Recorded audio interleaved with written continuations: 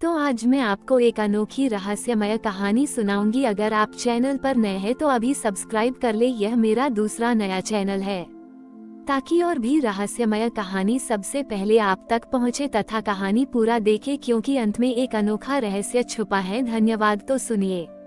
एक सुंदर पहाड़ी गांव में, जिसे चित्रग्राम के नाम से जाना जाता था, वहां के लोग अपनी अद्भुत चित्रकला और रंगों के ज्ञान के लिए प्रसिद्ध थे। गांव के ठीक बीच में एक प्राचीन शिव मंदिर था, जहां एक अधूरी रंगहीन शिवलिंग स्थापित थी। यह मान्यता थी कि यह शिवलिंग केवल तभी अपनी दिव्यता प्रकट करती थी जब कोई चित्रकार अपने अहंकार और कलात्मक अभिमान को त्याग कर सच्ची श्रद्धा और अंतरात्मा के प्रेम से उसे गढ़ता था, न कि केवल अपनी कारीगरी दिखाने के लिए। श्रावण मास में चित्रकार और ग्रामीण इस मंदिर में आते थे और अपनी बनाई तस्वीरें अर्पित करते थे, यह मानते हुए कि शिवजी की कृपा से ही उनकी कला में दिव्यता आती है। परंतु पिछले कुछ दशकों से चित्रग्राम के चित्रकारों में केवल बाहरी रंगों और तकनीकी श्रेष्ठता की लालसा बढ़ गई थी। वे चित्रकला को केवल एक व्यवसाय और नाम कमाने का जरिया मानने लगे थे। हर कोई केवल कितने जटिल रंग उपयोग किए हैं और कितनी भीड़ खींच सकता है, इसका बखान करता था, जिससे उनकी कला में भाव और पवित्रता कम हो गई थी। इस बदलती हुई मानसिकता का परिणाम ये हुआ कि भले ही गांव में कई सुंदर चित्र थे, पर उनमें आध्यात्मिक गहराई और सच्ची कलात्मकता की कमी थी। अधूरी रंगहीन शिवलिंग, जो कभी अपनी दिव्यता के लिए जानी जाती थी, अब पूरी तरह से निस्तेज और निष्क्रिय लगने लगी थी। उसमें कोई जीवंतता नहीं दिखती थी। चित्रग्राम में एक अजीब सी सृजनात्मक जड़ता और आध्यात्मिक सूखापन आ गया था। श्रावण मास आया, पर मंदिर में कोई उत्साह नहीं था, क्योंकि कोई भी चित्रकार उस शिवलिंग को रंगों से भरने का साहस नहीं कर पा रहा था। ग्रामीण चिंतित थे, क्योंकि उन्हें पता था कि शिवलिंग का निष्क्रिय होना उनके भीतर के अहंकार और शिवजी की नाराजगी का संकेत है। गांव में चित्रकार रंगनाथ नाम का एक युवा और अत्यंत प्रतिभाशाली व्यक्ति था। उसने कई रंगों में महारत हासिल कर ली थी और उसे अपने रंगों के ज्ञान पर बहुत घमंड था। वह सोचता था कि शिवलिंग को रंगों से भरना केवल उसके ब्रश और कला का काम है, उसमें किसी दैवीय शक्ति या भावना का कोई स्थान नहीं होता। वो अक्सर उन लोगों का उपहास करता था जो रंगों में आत्मा या आध्यात्मिक शक्तियों की बात करते थे, क्योंकि उसे लगता था कि ये केवल अज्ञानी लोगों की बातें हैं। उसका मन शिवजी की भक्ति से ज्यादा अपनी कलात्मक श्रेष्ठता और लोगों की प्रशंसा पर केंद्रित था। श्रावण का महीना आया। अधूरी रंगहीन शिवलिंग निष्क्रिय दिख रही थी और चित्रग्राम में बाहरी कला के बावजूद एक अजीब सी आंतरिक कमजोरी थी। श्रावण के पहले सोमवार की सुबह थी। मंदिर के पास बैठे एक वृद्ध ज्ञानी साधु, जो वर्षों से चित्रग्राम के चित्रकारों के अहंकार को देख रहे थे, उन्होंने रंगनाथ को अपने पास बोल आया। रंगनाथ को साधुओं पर विश्वास नहीं था, पर साधु की आंखों में उसे एक ऐसी शांति महसूस हुई जिसने उसे आकर्षित किया। साधु ने शांत स्वर में कहा, रंगनाथ, यह अधूरी रंगहीन शिवलिंग केवल पत्थर नहीं है, ये आत्मा की अभिव्यक्ति का प्रतीक है, जिसे केवल बाहरी रंगों से नहीं गढ़ा जा सकता। यह इसलिए प्राणहीन है क्योंकि तुम्हारे भीतर रंगों का अभिमान और आत्मा के प्रति अविश्वास बढ़ गया है। शिवजी को केवल बाहरी सुंदरता से नहीं, बल्कि हृदय की सच्ची श्रद्धा और निस्वार्थ प्रेम से प्रसन्न किया जाता है। शिवलिंग तभी फिर से जीवित होगा और अपने सच्चे रंगों को प्रकट करेगा जब तुम अपने भीतर संशयवाद और दिखावे के मैल को हटाकर आत्मा का समर्पण अपनाओगे। साधु ने रंगनाथ को एक चुनौती दी। इस श्रावण में तुम्हें इस अधूरी रंगहीन शिवलिंग को फिर से जीवित करना होगा।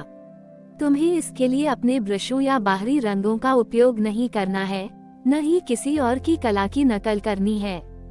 तुम्हें इसे प्रकट करते समय अपने भीतर के अविश्वास, आना और दिखावे को मिटाकर शुद्ध प्रेम और निस्वार्थ भक्ति का भाव लाना होगा।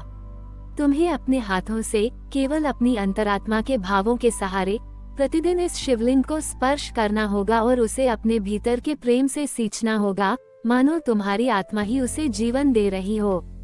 ये तुम्हारा आत्मा रंग तप होगा। याद रख। ना, जब तक तुम्हारे भीतर का अंधेरा नहीं हटेगा, तुम्हें शिवजी का वास्तविक प्रकाश नहीं मिलेगा। रंगनाथ ने चुनौती सुनी। उसे यह काम असंभव लगा। वह कैसे अपने सारे ज्ञान और औजारों को छोड़कर केवल अपनी अंतरात्मा पर निर्भर रह सकता था, जब उसने जीवन भर केवल भौतिक साधनों पर भरोसा किया था। पर साधु की आंखों में उसे एक अजीब सा विश्वास और गहनता दिखी। उसे अपने भीतर एक अज्ञात प्रेरणा महसूस हुई। उसने सोचा, ठीक है, मैं ये करके देखता हूँ। अगर मैं शिवलिंग को रंगों से भर पाया तो शायद मुझे भी कुछ मिलेगा। उसने चुनौती स्वीकार कर ली, पर अभी भी उसके मन में संदेह और अपने संशयवादी स्वभाव की एक छोटी सी छाया थी। रंगनाथ ने चुनौती स्वीकार तो कर ली, पर अभी भी उसके मन में संदेह और अपने संशयवादी स्वभाव की एक छोटी सी छाया थी। श्रावण के पहले सोमवार की शाम से उसने प्रतिदिन अधूरी रंगहीन शिवलिंग के पास जाना शुरू कर दिया। उसने अपने महंगे ब्रश और रंग पैलेट को छोड़कर मंदिर के शांत कोने में मौन साधना शुरू की। वह गांव के उन हिस्सों में जाता जहां फूल मुरझा रहे थे या पक्षी अपने रंग खो चुके थे, उनकी सुंदरता को धैर्य से निहारता, बिना अपनी कलात्मकता का प्रदर्शन किए। यह एक अभूतपूर्व कार्य था। एक चित्रकार जिसने जीवन भर केवल बाहरी रंगों का जादू बिखेरा था, वह अब मौन रहकर प्रकृति के सूक्ष्म रंगों को महसूस कर रहा था। उसे यह बहुत कठिन लगा। उसका मन हर पल उसे अपनी नई कलाकृतियां बनाने के लिए कहता और उसे लगता था कि वह अपना कीमती समय बर्बाद कर रहा है। उसे एहसास हुआ कि जो रंगों का ज्ञान उसे कभी उसकी सबसे बड़ी ताकत लगता था, वही अब उसे विनम्रता और सच्ची अवलोकन शक्ति सिखा रही थी। उसका संशयवाद ही उसके भीतर अशांति का कारण था। धीरे धीरे जैसे जैसे रंगनाथ हर दिन निस्वार्थ भाव से उन प्राकृतिक दृश्यों के पास बैठता, उन्हें बिना किसी बाहरी हस्तक्षेप के केवल अपने हृदय से अनुभव करता, उसे केवल शारीरिक प्रयास ही नहीं बल्कि एक आंतरिक बदलाव भी महसूस हुआ। हर सुबह जब वह शिवलिंग को छूता और शिवजी का स्मरण करता, तो उसे अपने भीतर के अहंकार और दिखावे को शांत करना पड़ता था। उसका ध्यान अब केवल रंगों की बाहरी चमक पर नहीं, बल्कि प्रत्येक जीव के अस्तित्व और प्रकृति के अदृश्य रंगों पर केंद्रित हो गया था। ये देखना केवल दृश्यों को पहचानना नहीं था, यह उसके आत्मा का शुद्धिकरण बन रहा था, शिवजी को अर्पित एक तपस्या। वह अब किसी को कुछ साबित करने के लिए ये सब नहीं कर रहा था, बल्कि अपने भीतर की शांति और उस पुराने विश्वास के भाव को वापस लाने के लिए कर रहा था, जिसे उसने कभी नकार दिया था। श्रावण का अंतिम सप्ताह चल रहा था। अधूरी रंगहीन शिवलिंग अभी भी पूरी तरह से अपनी दिव्यता प्रकट नहीं कर रही थी और चित्रग्राम में निराशा गहरी थी। रंगनाथ लगभग थककर चूर हो चुका था। उसके शरीर में ऊर्जा कम थी, पर उसके मन में एक अद्भुत शांति थी जो उसने पहले कभी अनुभव नहीं की थी। एक शाम जब वह मंदिर के बाहर एक छोटे बच्चे को खेलते देख रहा था, जिसने मिट्टी में गिरे कुछ सूखे पत्तों और टहनियों से एक छोटी सी शिवलिंग बनाने की कोशिश की, तो रंगनाथ ने बिना कुछ कहे बच्चे के पास जाकर उसकी बनाई शिवलिंग में कुछ पत्तों और फूलों को बड़े प्यार से सजाया। बच्चे की मासूमियत और उसके प्रयास को देखते ही रंगनाथ के भीतर एक असीम करुणा का संचार हुआ। उसे लगा जैसे शिवजी स्वयं इस छोटे से प्राणी के रूप में उसे संदेश दे रहे हैं कि सच्ची कला केवल बाहरी रंगों से नहीं, बल्कि बिना किसी स्वार्थ के दूसरों की सरल रचनाओं में भी दिव्यता खोजने और उन्हें प्रेम से सजाने में है।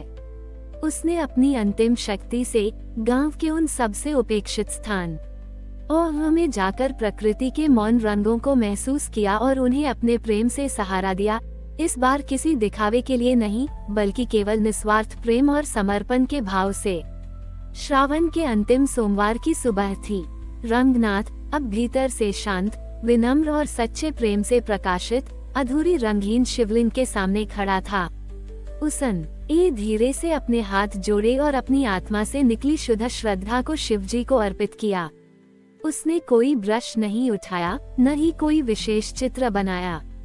उसने बस अपने हृदय के भीतर से उस अटूट आंतरिक विश्वास और निस्वार्थ भक्ति की भावना को प्रवाहित करने का प्रयास किया, जो उसने अपने तप और सेवा से अर्जित किया था। और तभी एक अद्भुत चमत्कार हुआ। अधूरी रंगहीन शिवलिंग जो दशकों से निष्क्रिय और नीरस थी, अचानक एक तीव्र इंद्रधनुषी प्रकाश से जगमगा उठी। उसकी आकृति पूरी तरह से स्पष्ट और अत्यंत सजीव दिखाई देने लगी, मानो उसमें ब्रह्मांड के सारे रंग समाहित हो गए हों। उसकी आभा इतनी विशाल और तेजस्वी थी कि उसने पूरे मंदिर को ही नहीं बल्कि पूरे चित्रग्राम को प्रकाशित कर दिया। मंदिर में फैला अहंकार और निराशा का माहौल तुरंत एक गहन शांति और आनंद में बदल गया। सबसे हैरान करने वाली बात ये हुई कि गांव के सभी चित्रकारों के मन से दिखावे का अंधकार छट गया और वे अब विनम्रता, करुणा और सच्चे कला की खोज को महत्व देने लगे। चित्रग्राम में फैली अशांति तुरंत विश्वास, प्रेम और सामूहिक सद्भाव में बदल गई। गांव के लोग और चित्रकार जो उस अद्भुत प्रकाश और शिवलिंग की नई भव्यता से आकर्षित होकर मंदिर की ओर दौड़े, वे रंगहीन शिवलिंग को पूरी तरह से प्रकाशित और तेजस्वी रंगों से भरा देखकर हक्के बक्के रह गए। उन्होंने रंगनाथ को विनम्रता से शिव लिंग के सामने खड़े देखा। उसके चेहरे पर एक ऐसी दिव्य शांति और करुणा थी जो पहले कभी नहीं थी। उन्हें एहसास हुआ कि यह केवल एक चमत्कार नहीं था, बल्कि रंगनाथ के भीतर के कलात्मक अभिमान, त्याग और अटूट निस्वार्थ सेवा का प्रतिबिंब था, जिसने गांव को सत्य के उजाले से भर दिया था। चित्रग्राम वास्तव में सच्ची कला, विनम्रता और आध्यात्मिक अंतर्दृष्टि का स्थान बन गया था। रंगनाथ, जो कभी संशयवादी और अपनी कला में लीन रहने वाला माना जाता था, अब चित्रग्राम के लिए एक प्रेरणा और सच्चा गुरु बन गया। उसने चित्रकारों और लोगों को सिखाया कि सच्ची कला केवल बाहरी रंगों से नहीं, बल्कि अपने भीतर की विनम्रता, निस्वार्थ प्रेम और सभी की मौन सेवा में मिलती है। अधूरी रंगहीन शिवलिंग अब केवल मंदिर का प्रतीक नहीं था, बल्कि एक निरंतर याद दिलाता था कि सच्ची भक्ति और आत्मा का समर्पण ही सबसे बड़ा प्रकाश है और वही हमें शिवजी के वास्तविक स्वरूप से जोड़ता है। हमारी और भी आध्यात्मिक एवं अनोखी कहानियाँ देखने के लिए हमारे चैनल पर जाएं तथा धार्मिक एवं पौराणिक अनोखी कहानियाँ हमारे चैनल पर है। कृपया जाके देखें तथा हमारे चैनल को सब्सक्राइब करके रखें और वीडियो लाइक जरूर करें। धन्यवाद।